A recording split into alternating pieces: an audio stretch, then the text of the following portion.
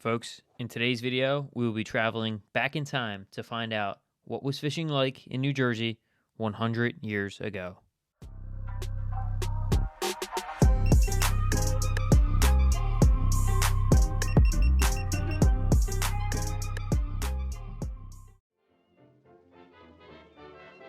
On a misty September morning in 1923, young Charlie McAllister pulled his wool cap lower as he trudged across the cool sand toward Hereford Inlet with his father, Samuel. The tide was turning, and the Atlantic breeze carried the brine smell of surf and seagrass. To Charlie, this morning felt electric, like something big was waiting just beyond the breaking waves. "Dad," Charlie asked, "do you think the bass will be here today?" Samuel smiled. "The channel bass come in every fall, son. When the mullet and croaker start schooling south, these big reds move close to shore to feed. That's when we find them." Channel bass, what folks up north called red drum, were once so abundant here that the inlet waters would run dark with their coppery backs flashing in the shallows. Anglers and surf fishermen came from towns up and down the coast, pitching tents on the dunes and wading in the surf with cast nets and heavy tackle looking for the fight of a lifetime.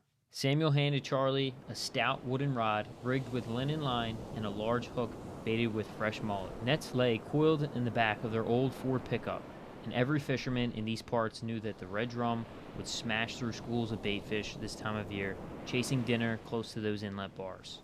They cast into the surf and waited. Not long after dawn, a shout broke the quiet. A fisherman 100 yards down the beach was on, and the line doubled, groaning under the pull of a big fish.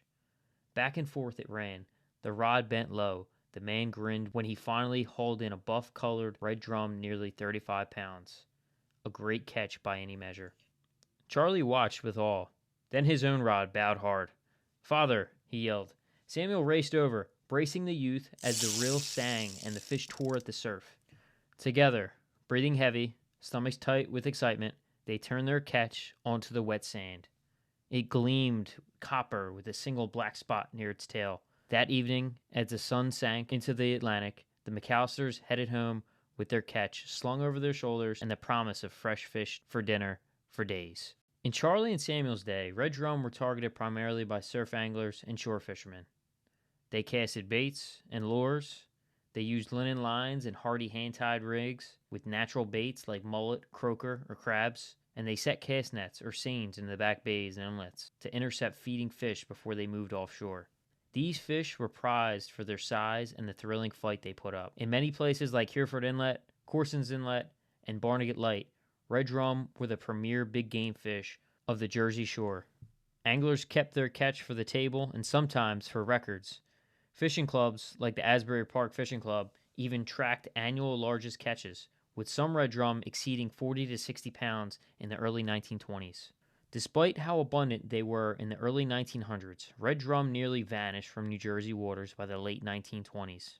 The reasons were largely the result of how fisheries were treated at the time: overharvest, unregulated pressure, and environmental changes. Once common, so much that the red drum runs would turn inlet waters dark with fish, the populations collapsed locally.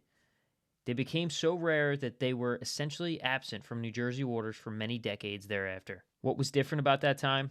Well, in the 1920s, fisherfolk came from far and wide just to try their luck at casting for red drum in the surf. There were no regulations, which meant the fishery was open and unmanaged. Anglers kept big fish and often took many in a day.